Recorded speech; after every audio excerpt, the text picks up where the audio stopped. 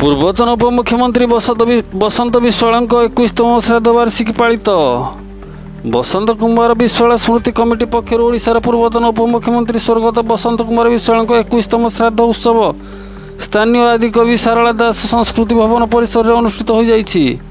ସ୍ମୃତି କମିଟିର ସଭାପତି ପ୍ରଶାନ୍ତ କୁମାର ମଲ୍ଲିକଙ୍କ ଅଧ୍ୟକ୍ଷତାରେ ଅନୁଷ୍ଠିତ ଏହି ଶ୍ରାଦ୍ଧ ଉତ୍ସବରେ ମୁଖ୍ୟ ଅତିଥି ଭାବେ ଜଗତସିଂହପୁର ପୂର୍ବତନ ବିଧାୟକ ପ୍ରଶାନ୍ତ କୁମାର ମୁଦୁଲି, ଜଗତସିଂହପୁର ପୌରାଧ୍ୟକ୍ଷା ଅର୍ଚ୍ଚନା ସିଂ, ମୁଖ୍ୟ ବକ୍ତା ଭାବେ ଜିଲ୍ଲା ପରିଷଦ ସଭାପତି ମନୋଜ କୁମାର ଭୋଇ, ଜିଲ୍ଲା କଂଗ୍ରେସ କମିଟି ସଭାପତି ନଟବର ବାରିକ, ବରିଷ୍ଠ ଆଇନଜୀବୀ ରବୀନ୍ଦ୍ରନାଥ ମହାନ୍ତି, ସମାଜସେବୀ ସରୋଜ କୁମାର ଷଡ଼ଙ୍ଗୀ ପ୍ରମୁଖ ଯୋଗଦେଇ କର୍ମବୀର ବସନ୍ତ ବିଶ୍ୱାଳଙ୍କୁ ଶ୍ରଦ୍ଧାଞ୍ଜଳି ଅର୍ପଣ କରିଥିଲେ। ପ୍ରାରମ୍ଭରେ ଯୁବନେତା ଅଭୟ କୁମାର ମହାନ୍ତି ଅତିଥି ପରିଚୟ ପ୍ରଦାନ କରିଥିବା ବେଳେ ବରିଷ୍ଠ ସମାଜସେବୀ ନିକୁଞ୍ଜ କିଶୋର ବେହେରା ସମ୍ପାଦକୀୟ ବିବରଣୀ ପାଠ କରିଥିଲେ।